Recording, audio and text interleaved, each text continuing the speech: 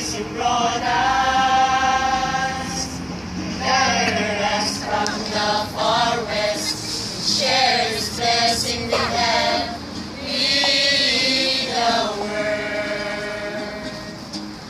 Guidance from you, Lord, your will shall uphold, and share our faith in everyone we meet.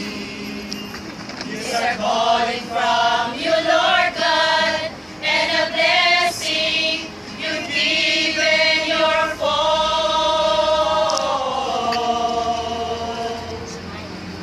We are the lights of the world.